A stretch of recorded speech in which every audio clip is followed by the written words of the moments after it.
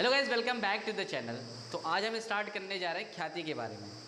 ख्याति क्या होता है ये सब पूरा का पूरा बता दूंगा। उसके साथ साथ कैसे मूल्यांकन किया जाए, क्यों किया जाएगा, ये भी बताऊंगा। और अभी तक तुमने मेरा पहला वाला वीडियो अगर नहीं देखा हुआ है तो मैं तो यही प्रीफर करूँगा कि पहले जा करके वो वीडियो देख लो, क्योंकि उस वीडियो को नहीं देखोगे तो ये टॉपिक थोड़ा सा अजीब लगेगा। समझ में तो आएगा, मैं बताऊँगा तो समझ में आ जाएगा, लेकिन अगर वो टॉपिक देख लेते हो तो तुमको और भी अच्छे से क्लियर हो जाएगा। होता क्या है कि जब कोई नया शायद फर्म में प्रवेश करता है तो लेखांकन की कुछ समस्याएं होती हैं, और वो समस्या मैंने पहले वाले वीडियो में बताया था। उस समस्याओं में से जो पहली वाली समस्या क्या थी हमारी लेखांकन की, नया लाभांश अनुपात और त्याग अनुपात की गणना करना। तो नया लाभांश अनुपात क्या होता है, कैसे निकाला था, मैंने सारा बता दिया था। उसके बाद त्याग अनुपात क्या होता है ये भी बता दिया। आज उसके आगे का उसमें, क्योंकि एक तो पॉइंट वो वाला था, उसका दूसरा क्या था, ख्याति का मूल्यांकन तथा लेखांकन। तो ये हमारा दूसरा वाला हेडिंग है, ख्याति का मूल्यांकन तथा लेखांकन, ये दूसरा हेडिंग है। उससे पहले हम ख्याति के बारे में अच्छे से समझेंगे, फिर जाकर के उसका मूल्यांकन किया जाएगा और उसके बाद उसका लेखांकन किया जाएगा। तो शुरू करते हैं, समझो। डिफिनेशन से बात करते हैं। यह एक आकर्षण शक्ति होता है जिसके फलस्वरूप व्यवसायी अधिक मात्रा में लाभ कमाने में सफल होता है। एक्चुअली देखो होता है कि मैं समझा, ख्याति एक ऐसा चूरन है जिसके माध्यम से बिजनेसमैन और अधिक प्रॉफिट कमा लेता है। ख्याति बोले तो अपना नाम, प्रसिद्धि, हमारा कितना नाम फैला हुआ है उसी को हम कहते हैं कि हमारी इतनी ख्याति फैली हुई है। ख्याति एक नाम होता है, एक वैभव, यश, प्रसिद्धि, जो तुम समझ सकते हो, जो कि नाम के तौर पे फैला होता है, उसी को ख्याति कहते हैं। अब बिजनेस में ख्याति का बड़ा इंपॉर्टेंट रोल होता है। अगर ख्याति तुम्हारे बिजनेस से गिरी, यानी तुम्हारे बिजनेस का नाम गिरा, तो तुम्हारा बिजनेस खत्म। अगर तुम्हारे बिजनेस में नाम बढ़ा, ख्याति बढ़ा, तो बिजनेस तुम्हारा बहुत ही ऊपर चढ़ जाता है और तुम अच्छे खासे प्रॉफिट कमा सकते हो। बिल्कुल वैसे ही हमारे यहाँ इस बिज़नेस में भी वही फंडा है। ख्याति क्या होता है इन सभी को नहीं जानेंगे तो बिज़नेस करने का मतलब ही क्या है यार, जब नाम ही नहीं पता। अच्छा होता है क्या ना, कभी कभी देखो कि तुम बुजुर्ग बात कर रहे होंगे अगर कौन से, तो उसमें क्या होता है कि हाँ बाबू लकमे का आइकॉनिक काजल ले ले क्या, तो एक मिली बोलती हाँ ले लो। पता है क्यों कहते हैं इसको? क्योंकि वो जानती है कि लकमे का जो नाम है ना वो पहले से फैला हुआ है, बहुत पहले से फैला हुआ है, उसने अपनी ख्याति बनाई हुई है और वो अच्छा है। तो हमने वो हाँ क्यों बोली, क्योंकि उसे ख्याति फैला हुआ था। बिजनेस में अगर ख्याति फैला हुआ है तो प्रॉफिट बहुत अच्छा खासा हो सकता है। यहाँ पे समझो डिफिनेशन, यहाँ पे यह एक आकर्षण शक्ति होता है। मतलब अगर तुम्हारा नाम बना हुआ है ना तुम्हारे दुकान का, तुम्हारे बिजनेस का, तो ग्राहकों को यह आकर्षित करती है, इसलिए इसको कहते हैं कि यह एक आकर्षण शक्ति है जिसके माध्यम से व्यवसायी अधिक मात्रा में लाभ कमा सकता है। जैसे मान लो कि जब तुम अगर बिजनेस खोलते हो कोई नया वाला, तो स्टार्टिंग में तुम्हारे बिजनेस में मान लेते हैं कि 10,000 का मुनाफा हो रहा है, लेकिन अगर तुम्हारा नाम फैल गया तो नाम फैलने के बाद ये सिर्फ 10,000 प्रॉफिट नहीं होगा, ये बढ़ करके 50,000 भी जा सकता है, 40,000 भी जा सकता है। मतलब अतिरिक्त लाभ तुम कमा सकते हो। अगर 40,000 कमा रहे हो, यानी कि लाभ तुम्हारा जो है वो अब अधिक हो रहा है पहले से। तो क्यों हो रहा है? क्योंकि तुम्हारा नाम फैला हुआ है। ठीक है, अब देखो इसमें एक बात नोट कर लेना, यह एक अदृश्य स्थायी संपत्ति होता है। संपत्ति से याद आया, बताओ संपत्ति होता है क्या? संपत्ति का मतलब एक ऐसी चीज़ है, एक ऐसी वस्तु जिससे हम अधिक मात्रा में और काफ़ी लंबे समय तक के लिए प्रॉफिट अर्निंग कर सकते हैं।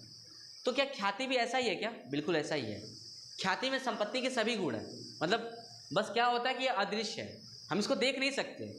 मेरा नाम कितना फैला हुआ है ये मैं छू करके बता नहीं सकता, लेकिन मैं ये जान सकता हूँ कितना है, कहाँ तक नाम फैला हुआ है ये जान सकता हूँ। छू करके नहीं बता सकता कि कोई इंसान तो है नहीं कि हाँ भाई ये इतनी ख्याति है, 1 किलो है, 2 नहीं, ये अलग मेथड से वैल्यू किया जाता है, मैं उसको बताऊंगा बाद में। और बस इतना जानिए कि यह एक अदृश्य स्थायी संपत्ति होता है। संपत्ति क्यों? क्योंकि एक बार हमारा नाम फैल गया तो हम इससे अधिक टाइम, लंबे समय तक के लिए लाभ कमा सकते हैं।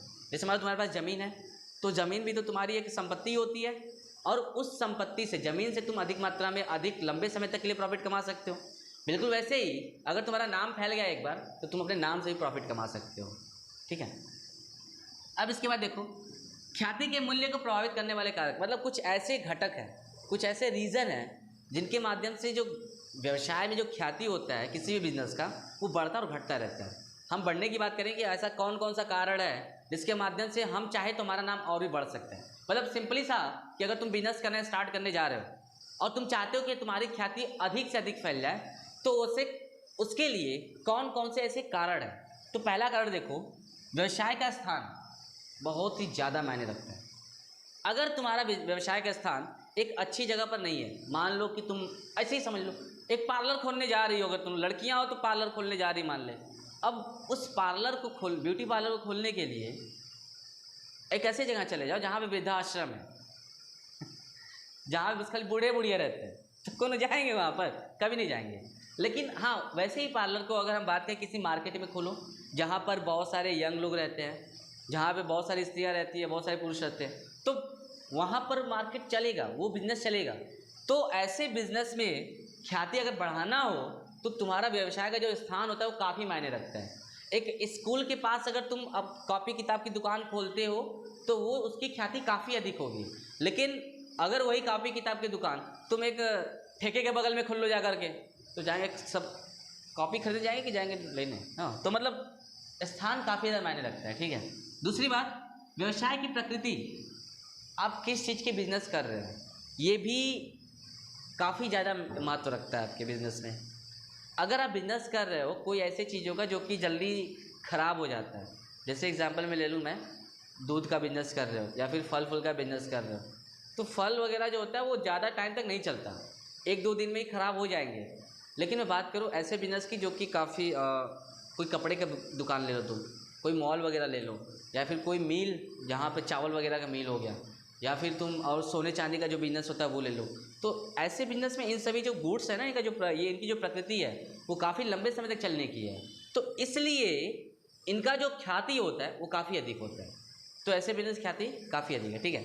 तीसरी बात करूँ मैं, व्यवसाय का प्रबंध। देखो, क्लास 12th में हो प्रबंध तो तुम पढ़ ही रहे होगे, देखते होगे कि भाई हमको प्लानिंग करना बहुत ज़रूरी है, ऑर्गेनाइजिंग करना ज़रूरी है, स्टाफिंग, डायरेक्टिंग, कंट्रोलिंग सब कुछ पढ़ा होगा।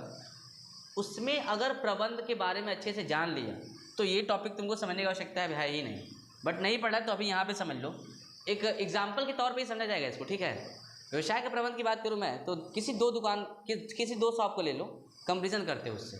एक ऐसा दुकान जहाँ पर ग्राहकों को बैठने के लिए सुविधा नहीं है, पानी की व्यवस्था नहीं है, हवा लाइट की व्यवस्था नहीं है, और दूसरा ऐसा दुकान जहाँ पर एसी लगा हुआ है, पीने के लिए आरओ का वाटर पानी लगा हुआ है, और बैठने के लिए बहुत सारे अच्छे सोफ़ा लगा हुआ है। तो दोनों का जो मैनेजमेंट अलग अलग है। ऐसे में जिस बिज़नेस का प्रबंध काफ़ी अच्छा होगा, जिसमें एसी लगा हुआ है, लाइट की व्यवस्था है, पीने के लिए आरओ का पानी है, तो ऐसे बिज़नेस का ख्याति काफ़ी अधिक होता है। लेकिन मैं बात करूँ किसी ऐसे बिज़नेस की जिसमें कुछ ऐसी व्यवस्था नहीं है, तो उसकी ख्याति बहुत ही कम होती है, उसका नाम फैलने में काफ़ी टाइम लगता है। ये प्रैक्टिकली चीज़ें हैं। आप बिजनेस करने जाओ, अगर आप इन सभी का सुविधा देते हो, एसी वगैरह हो गया, क्या फिर आरओ वाटर का पानी हो गया, और बैठने के लिए सोफ़ा वगैरह हो गया, तो ऐसे बिजनेस ख्याति काफ़ी अधिक फैलती, काफ़ी ज़्यादा होता है, रुकता नहीं है। लेकिन अब उसी कंपेरिजन में किसी ऐसी दुकान की बात कर लो जहाँ पर ग्राहक आए तो धूप में खड़े हो रहे हैं, बैठने के लिए बाहर कोई जगह नहीं है, तो ऐसे बिजनेस ख्याति काफ़ी कम होती है। तो इन सभी मैटर पे ना ख्याति बहुत ज़्यादा प्रभावित करती है। अगर अपना नाम फैलाना हो तो इन सभी चीज़ों को ध्यान में बहुत ज़्यादा रखना पड़ता है। ठीक है। एक इसके बाद बात करूँ एकाधिरात्मक व्यवसाय। देखो, एकाधिरात्मक व्यवसाय का मतलब एक ऐसा व्यवसाय है जो पूरे मार्केट में सिर्फ एक ही हो। एग्जाम्पल की बात कर लूँ, अगर मैं बहुत सारी दुकान है तुम्हारे आसपास, तुम जिस मार्केट में भी रह रहे हो, और वहाँ पर मेडिसिन की, दवा की सिर्फ एक दुकान हो। समझो, हम 2 एरिया ले लेते हैं। ठीक है, 2 एरिया ले लेते हैं। इस एरिया में दवा की सिर्फ एक दुकान है, यहाँ पे सिर्फ एक दुकान है दवा की, और इस एरिया में लोग उतने ही, जनसंख्या उतनी ही है, लेकिन दवा की 10 दुकान है। बताओ कौन सी दुकान सबसे ज़्यादा चलेगी? ये वाली। रीज़न क्या है पता है? क्योंकि वह बिजनेस एकाधिरात्मक बिजनेस है। उस लोकेशन पर, उस जगह पर ऐसा बिजनेस और किसी के पास नहीं है।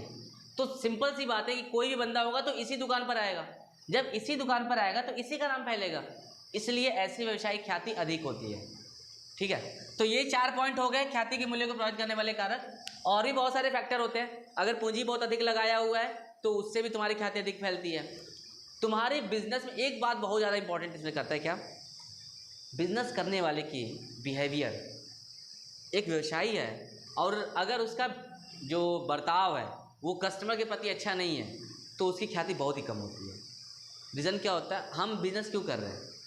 प्रॉफिट तो हमको कमाना ही है, उसके साथ साथ जो कस्टमर आ रहे हैं उनको भी हमको सेटिस्फाइड करना है। आप उनको ठग करके या फिर धोखे से बहुत सारा प्रॉफिट कमा लेते हो तो ये अच्छा नहीं माना जाता। और वो अगर एक बार तुम्हारा ग्राहक जान गया कि हाँ ये उस जगह पर अगर मैं जाता हूँ तो वो मुझे लूट लेता है, एक बार तो लूट लिया ठीक है, दोबारा लूटने का चांस भी नहीं मिलेगा, दोबारा तुम्हारी दुकान पे कदम भी नहीं रखेगा, तुम्हारी शॉप पर आएगा भी नहीं, ठीक है। तो तुम्हारे बिजनेसमैन का जो बिहेवियर है ना वो काफ़ी ज़्यादा इंपॉर्टेंट है। अब बात करते हैं ख्याति के मूल्यांकन की आवश्यकता। देखो ये ख्याति का मूल्यांकन हम क्यों करते हैं, कोई तो रीज़न होगा करने का। अगर हम बिजनेस चला रहे हैं तो क्या लग रहा है, इतने तो फ्री है नहीं कि जा करके देखे दिन पे दिन अच्छा मेरा कितना नाम फैला, थोड़ा घूम फिर कर देख ले ऐसा कि कितना नाम फैला हुआ हमारा, ये सब बात होगी क्या? नहीं। ख्याति का अगर मूल्यांकन किया जाए तो कुछ उसके रीज़न होते हैं। रीज़न क्या होता है वो समझो। देखो सबसे पहला नए शायदार के प्रवेश पर, बहुत ही ज़्यादा इंपॉर्टेंट चीज़ें हैं, ध्यान से समझो, यहाँ से क्वेश्चन तुम्हारे एग्जाम में बनेंगे ही बनेंगे। नए शायदार के प्रवेश का मतलब क्या हुआ, मान लो कि 2 पार्टनर हैं, ठीक है, और 2 पार्टनर मिल करके बिजनेस को चला रहे हैं, बहुत मेहनत किए, यहाँ पे मैं समझूँ 2 पार्टनर हैं, दोनों मिल करके, मैं लिख रहा हूँ तो बच्चों मिटर जा रहा है, आप लोग एक काम करिए पहले इसका स्क्रीनशॉट ले लो फटाफट, ठीक है। अब देखो समझाते हैं ताकि मिटेगा तो भी तुम लोग देख लेना।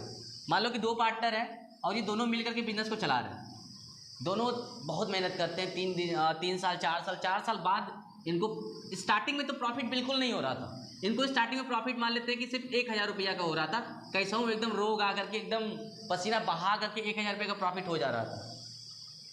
काम बहुत अच्छा करते थे, लेकिन एकदम दिल से काम करते थे, मन लगा के काम करते थे। जब जैसे ही 4 साल बीता, 4 साल बीतने के बाद इनकी जो प्रॉफिट हो जाती है वो 4.5 लाख रुपये हो जाता है, 4,50,000 रुपया 4 साल बाद होता है, तुरंत नहीं, 4 साल बाद। तो 4.5 लाख रुपये बाई दबे अगर हो गया, अब ये सोच रहे हैं कि यार हम बिजनेस तो अपना ऐसे छोटे पैमाने पे चला रहे हैं और 4.5 लाख रुपया हमारा प्रॉफिट हो रहा है। अब करते क्या कि अब धीरे धीरे हम अपने बिजनेस को थोड़ा और बढ़ाते हैं, मतलब हम जिस चीज़ की जो प्रोडक्ट मैंने रखा हुआ है उस प्रोडक्ट के साथ साथ मैं कुछ अलग से फैक्ट्री वगैरह खोल दूँ। तो ये कहेंगे, दोनों आपस में डिस्कस करने के बाद कहेंगे अच्छा हाँ ये बात सही है, क्योंकि अगर हम चेंजेस नहीं लाएंगे बिजनेस में तो कहीं ना कहीं बिजनेस मेरा बंद हो सकता है। पता है आप लोग देखे होंगे कि जो पहले नोकिया वगैरह का मोबाइल आता था, नोकिया का अब मोबाइल लोग यूज़ नहीं करते, बाकी सैमसंग वगैरह जो मोबाइल है वो चल रहे हैं। रीज़न क्या है पता है, नोकिया ने अपने आप को कभी अपडेट ही नहीं किया, उसने एक ब्रांड निकाला और उसी के तौर पे चलता रहा। लेकिन जो हमारा जनरेशन है वो चेंजेस दिन पे दिन आते जा रहे हैं उसमें। तो अगर आप समय के साथ ना बदलो, जैसे वही हुआ ना, नोकिया का बंद हो चुका है, रीज़न एकदम बिल्कुल यही है क्लियरली, अब नहीं चलता, किसी के हाथ में मोबाइल नहीं दिखता नोकिया वाला, क्योंकि उसने चेंजेस तो लाया नहीं उस टाइम जब चाहिए था। तो बिजनेस में अगर आप चेंजेस नहीं लाते तो बिजनेस बंद भी हो जाता है। तो ये दोनों क्या करते हैं अब कि हाँ यार ठीक है, अब मुझे लेकिन अलग से बड़ा बिजनेस खोलने के लिए थोड़ा टाइम लगेगा या फिर कुछ पैसे अलग से लगेंगे। तो ये सोचते हैं क्या, ठीक है यार पैसे लगेंगे, हम एक काम करते हैं, अगर हम बैंक से लोन लेते हैं, बाय द वे एक एक बातों को सुनिएगा, बहुत अच्छे से समझ आएगी चीज़ें। ये दोनों क्या सोचते हैं कि हाँ हम प्रॉफिट तो कमा रहे हैं, अब इसको बढ़ाने के लिए थोड़ा और अच्छा प्रॉफिट कमाने के लिए किसी बिजनेसमैन को या फिर किसी पार्टनर को रखा जाए। पहले तो सोचेंगे कि भाई कहीं से पूंजी वगैरह मिल जाए हमको तो काम हो जाए। तो पूंजी के जुगाड़ में सब पता है कहाँ जाएंगे, जाएंगे बैंक के पास, बैंक कुछ पैसे दे दो मुझे। तो बैंक वाला कहेगा अच्छा पैसे तो मैं दे दूँगा, लेकिन तुमको प्रॉफिट हो या फिर लॉस हो, मुझे बाद में मेरे पैसे भी चाहिए, उसके साथ साथ जो इस पर ब्याज की दर है वो भी चाहिए। तो अब ये दोनों सोचने लगे हाँ यार बात तो सही कह रहा है, अब अगर हमको प्रॉफिट हो या लॉस हो पैसे तो मुझे बैंक वाले को देना ही पड़ेगा। तो फिर क्या किया जाए, ऐसे कंडीशन में क्या करते हैं, अपना दिमाग चलाएंगे। कॉमर्स वाले बड़ा जुगाड़ू इंसान होते हैं, जुगाड़ खोल लिया तो अच्छा हो गया। ये क्या करेंगे, हम लोन नहीं लेंगे, किसी नए पार्टनर को रखेंगे, पार्टनर आएगा तो पैसा भी लाएगा। अब अगर पैसा भी लाएगा उसके साथ साथ काम भी करेगा। हमको अगर प्रॉफिट हुआ तो पार्टनर को पैसा मिलेगा, लॉस हुआ तो लॉस बटेगा, क्या दिक्कत है। हाँ तो ऐसे कंडीशन में क्या करते हैं ना कि ये दोनों नए पार्टनर को प्रवेश कराते हैं, ठीक। अब अगर नए वाला पार्टनर जब प्रवेश करता है, सोचो जरा ध्यान से, 2 पार्टनर हैं यहाँ पे, प्रॉफिट कमा रहे हैं 4,50,000 रुपये का। एक नया वाला पार्टनर को रखने के लिए राजी हो जाते हैं सब कि हाँ भाई तुम आ जाओ। यहाँ पे इसका नाम रख लेते हैं, मान लो कि राम है। अब राम यहाँ पर आने के लिए रेडी हो गया, ठीक है। कहते क्या ये दोनों सुनो ध्यान से। राम, जब तुम हमारे यहाँ बिजनेस में आओगे तो तुमको कम से कम 2 लाख रुपए की पूंजी लगानी पड़ेगी, क्योंकि भाई हम लोगों ने भी 2-2 लाख रुपये पूंजी बिजनेस में लगाई हुई है। तो राम कहता हाँ भाई ठीक है, कोई बात नहीं, हम तो 2 लाख रुपये तुमको दे देंगे पूंजी का, अगर हम साझेदार बनेंगे तुम्हारे तो। उसके बाद सुनो फिर क्या होता है। तब तक दोनों मिल करके फिर से बोलेंगे अच्छा, उल्लू समझे होगा तुम, बस कर 2 लाख रुपये दे करके आ जाओ क्या हमारे यहाँ? ऐसा तो हम होने नहीं देंगे भाई, क्योंकि हमारा जो प्रॉफिट 4,50,000 रुपये हो रहा था, अभी तक तो सिर्फ हम ही दोनों बांट रहे थे। अब तुम आओगे तो तुमको भी कुछ ना कुछ मिलेगा, और तुमको तब से मिलना स्टार्ट हो जाएगा जब तुम मेरे पास आओगे, तुरंत से।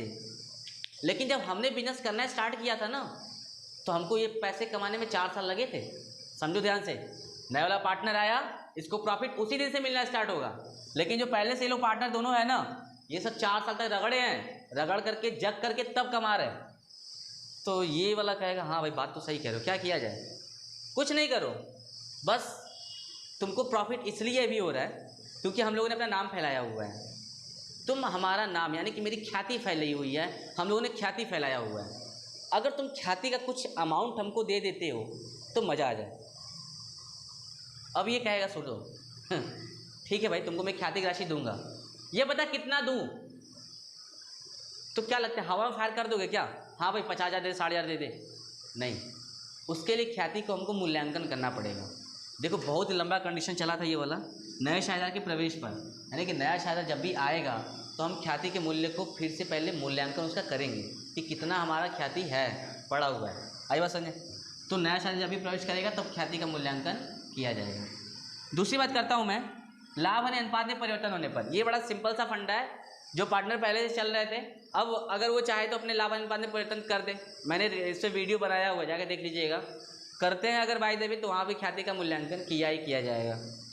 उसके बाद शायदार के अवकाश गढ़ या फिर मृत्यु पर, मतलब कोई शायदार है, ठीक है, और वो बिजनेस को छोड़ करके अब जाना चाहता है। इसी को मान लेते हैं राम को ही। राम जब आया था तो 2 लाख रुपया पूंजी तो लगाया ही था, उसके साथ साथ इन लोगों को ख्याति की राशि भी दिया था, क्योंकि इन लोगों ने मांगा था ना क्या भाई कुछ ख्याति राशि दो। अब अगर राम इस बिजनेस से रिटायरमेंट ले ले, मतलब रिटायर हो जाए, अब सोच रहा है कि भाई अब मुझे बिजनेस नहीं करना तुम लोग के साथ, अब मुझे मेरा हिसाब किताब कर दो, मैं चलूँ। एक बात बताओ जरा, अगर ये जाएगा तो क्या सिर्फ पूंजी का हिस्सा लेकर के जाएगा क्या? क्योंकि इसने जब आया तो कुछ समय लाभ भी कमाया, और लाभ कमाने के साथ साथ कुछ तो नाम बना होगा और कुछ तो बढ़ा होगा, तो उसमें इसका भी हाथ रहा होगा। तो उस टाइम भी ख्याति को फिर से मूल्यांकन किया जाएगा कि भाई ठीक है, तुमने कितना फैलाया ख्याति, जितना इसने फैलाया होगा उसको उतना हिस्सा मिल जाएगा ख्याति का। सिर्फ देखो, छोटी बिजनेस कर रहे हो तो वहाँ पे ज़्यादा ख्याति का महत्व नहीं समझते, लेकिन बड़े बिजनेस में चले जाओ ना तो सिर्फ उनके नाम से ही, कंपनियों के नाम से उनके ब्रांड बिक जाते हैं। उनके प्रोडक्ट को खरीदने का बस कोई ज़्यादा रीज़न नहीं होता, बस ये इस कंपनी का है, उसका ख्याति फैला हुआ है, लोग खरीद लेते हैं। तो काफ़ी ज़्यादा डिपेंड करता है। कोई भी साझेदार अगर अवकाश ग्रहण कर रहा है तो वो अपनी इसे ख्याति ले करके जाएगा, छोड़ेगा नहीं, और लेकर जाने के लिए ख्याति को फिर से मूल्यांकन किया जाएगा। ठीक है, अगला बात करूँ मैं, अगर ये हो गया, ये वाला हो गया, साझेदारी फर्म के विघटन होने पर। बिल्कुल भाई, विघटन होने का मतलब कि अब तीनों पार्टनर थे, यही तीनों मान लेते हैं, अब ये सोच रहे हैं कि ऐसा है ना कि अब बिजनेस अपना बंद कर रहे हैं, हटाओ, बहुत जो है ताम जाम, अब हम लोग बहुत प्रॉफिट कमा लिए, बैठे घर पे कमाए, अब घर पे रहेंगे, थोड़ा लड़के भी अपना काम करें यार, दिन भर हमेशा हम ही लोग करते रहेंगे क्या? तो ऐसे कंडीशन में क्या करते हैं, कुछ लोग सोचते हैं कि हम तो बंद कर देंगे, ठीक है, कुछ सोचेंगे कि हम अपने बिजनेस को बेच दें, अपना नाम बेच दें। तो अगर कोई तुम्हारा नाम खरीदने आएगा, तुम्हारा बिजनेस कोई खरीदने आया, ध्यान समझो, तुम्हारे बिजनेस में जितनी भी संपत्ति है वो तो खरीदेगा ही, उसके साथ साथ तुम चाहो तो अपना नाम भी बेच सकते हो कि चलो भाई तुम मेरा नाम, मान लो रिलायंस कंपनी है, तो रिलायंस कंपनी अगर अपना बिजनेस बंद करना चाहे तो बंद करने के लिए तुमको अपनी कंपनी का नाम बेच सकता है। और अगर तुम सिर्फ रिलायंस कंपनी का नाम अगर खरीद लिए एक बार, तो तुम मत सोचो कितना प्रॉफिट कमा सकते हो। तो रिलायंस कंपनी का नाम खरीदने के लिए पहले वो रिलायंस का देखेगा कि हाँ मेरा कितना ख्याति फैला, कितना नाम फैला हुआ है, इसलिए वहाँ पर मूल्यांकन किया जाएगा। ठीक है, अगली बात करूँ मैं, साझेदारी फर्मों के एकीकरण। एकीकरण का मतलब होता है कि दो लोगों को आपस में मिल जाना, पैचअप नहीं, मतलब वो बातें नहीं। मिल जाने का मतलब कि दो बिजनेस है और दोनों मिल करके बिजनेस करना चाहते हैं। मान लो कि जैसे मैंने कभी इसका एग्जांपल दिया हो, दो किसी कंपनी को रख लेते हैं, पतंजलि वाला काफ़ी मेरे जुबान पर हमेशा पतंजलि रहता है, जबकि इसका प्रोडक्ट मैं यूज़ नहीं करता। पतंजलि रख लेते हैं, कोलगेट रख लेते हैं, ठीक है, कोलगेट यूज़ किया जाता है। पतंजलि अपना अलग बिजनेस करता है और कोलगेट अपना अलग बिजनेस करता है। अब दोनों सोच रहे हैं कि यार ऐसा करते हैं कि अपने बिजनेस को मिला दिया जाए, ये प्रॉफिट कमा रहा है 1 लाख, ये प्रॉफिट कमा रहा है 50,000 बाय द वे। तो अब अगर ये दोनों मिल करके जब बिजनेस करेंगे, सोचो पहले 2 हाथ है तो 2 हाथ से काम होगा, अब ये दोनों मिल जाएंगे तो 4 हाथ होगा, 4 हाथ का काम होगा और भी ज़्यादा बड़ा होगा, और भी ज़्यादा आसानी से होगा, और भी ज़्यादा जल्दी से होगा। इसलिए क्या करते हैं ना कि अपने दोनों फर्मों को हम क्या करते हैं, मिला लेते हैं, एकीकरण करा लेते हैं। अभी आप लोगों ने देखा होगा कि एक बैंक था हमारा इलाहाबाद बैंक, और उसमें इंडियन बैंक को मर्ज कर दिया गया। इलाहाबाद, हालांकि वहाँ पे कंडीशन थोड़ी अलग थी। इलाहाबाद बैंक का क्या था कि वहाँ पर उसकी जो कैपिटल वगैरह, जो प्रॉफिट वगैरह थोड़ा कम हो जा रहे थे, मतलब बैंक थोड़ा प्रॉफिट कम कमा रहा था, उसके शेयर कम हो रहे थे, और इंडियन बैंक भी काफ़ी ज़्यादा वही सिचुएशन पे चल रहा था। तो गवर्नमेंट ने क्या किया कि देखा उनके सिचुएशन को, और देखते हुए ये कहा कि देखो अगर by the way bank fail हो जाते हैं, बैंक फेल क्या होता है ये मैं ज़्यादा डिस्कस नहीं करूँगा, बस आप लोग इतना समझ लो कि बैंक को फेल होने से बचाने के लिए दोनों को मिला दिया गया है। जब दोनों को मिला दिया गया, इंडियन बैंक और इलाहाबाद बैंक को, तो अब वो दोनों मिल करके अच्छे से काम कर रहे हैं। आज भी बैंक चल रहा है, लेकिन इंडियन बैंक के नाम से चल रहा है वो, ठीक है। तो वो होता है बिजनेस का तुम्हारा एकीकरण। ये टोटली जो मैंने बताया अभी आपको, ये सभी चीज़ें एग्जाम में जरूर पूछी जाएंगी, ठीक है। तो ये लास्ट वाला सिचुएशन था, अगर दोनों मिल रहे हैं तो दोनों का नाम फैला होगा कुछ ना कुछ, कुछ इसका फैला होगा, कुछ इसका फैला होगा, तो दोनों आपस में बात कर सकते हैं, भाई मेरा नाम अधिक फैला हुआ है, या फिर ये कह सकते हैं मेरा नाम अधिक फैला हुआ है। तो इसका एक काम करते हैं कि मूल्यांकन कर लेते हैं किसका फैला हुआ है, उसी हिसाब से अपनी किताबों में हम नोट कर लेंगे कि इतना नाम उसका, इतना नाम मेरा है, ठीक है। तो ये तो हो गया, इसको नोट करो। फिर आगे बताता हूँ कि ख्याति के मूल्यांकन की विधियाँ कौन कौन सी हैं। उस विधि को बताने के बाद फिर ये यहाँ से टॉपिक खत्म करते हैं, इसको नया वीडियो बनाएंगे, ठीक है। अब बात करते हैं ख्याति मूल्यांकन की विधि, कौन कौन सी विधियों से हम ख्याति का मूल्यांकन कर सकते हैं। तो देखो, अगर तुम बिजनेस चला रहे हो, ये मत जानो कि किताब में क्या दिया, तुम अपनी बात करो। अगर तुम बिजनेस चला रहे हो तो तुम्हें जो भी मेथड लगता है, तुम जैसे भी सोचते हो कि हाँ मैं इस मेथड का यूज़ करके मैं ये देख सकता हूँ कि मेरा नाम फैला हुआ है, तो कर सकते हो। लेकिन अगर गवर्नमेंट जो हमारा अधिकारी है उसकी नज़र में जाना चाहते हो कि वो कैसे देखता है कि हाँ भाई कैसे तुम मूल्यांकन किए हो, तो वो अपना अलग करता है। अकाउंटेंसी वालों ने अपना अलग तरकीब निकाला हुआ है, तुम चाहो तो अलग से कर सकते हो। अकाउंटेंसी वालों ने क्या किया है कि ख्याति मूल्यांकन के लिए 3 विधि का उपयोग बताया हुआ है, यानी कि 3 मेथड ऐसे हैं कि आप उनको यूज़ करके तुम्हारी ख्याति कितनी है वो जान सकते हो। पहला मेथड कौन सा है, औसत लाभ विधि। देखो ये सिर्फ टॉपिक है भैया, इसको मैं अलग से बहुत ही अच्छे से पढ़ाऊँगा, चीज़ें क्लियर बहुत अच्छे से होंगी, ठीक है। तो पहला कौन सा मेथड है, औसत लाभ विधि। दूसरी बात करूँ मैं, अधिलाभ विधि। पहला औसत लाभ यानी लाभों का औसत होगा, देखा जाएगा। अधिलाभ अधिक लाभ विधि, और तीसरा पूंजीकरण विधि। तो बेसिकली ये हमारा गुडविल का पूरा टॉपिक था। अगर आपको ये वीडियो समझ में आई हो तो प्लीज़ एक बार लाइक करिएगा, बाकी लोगों के साथ भी ज़रूर शेयर कीजिएगा, और अगर अच्छा लगा हो तो चैनल को सब्सक्राइब करना मत भूलना। इसके बाद जो हम वीडियो लाएंगे वो सिर्फ और सिर्फ न्यूमेरिकल पर ही बेस्ड होगा, तो ऐसे आपका न्यूमेरिकल काफ़ी अच्छे से तैयार हो जाएगा। इन सभी का मैं अलग अलग वीडियो बनाऊँगा, ठीक है। Thank you.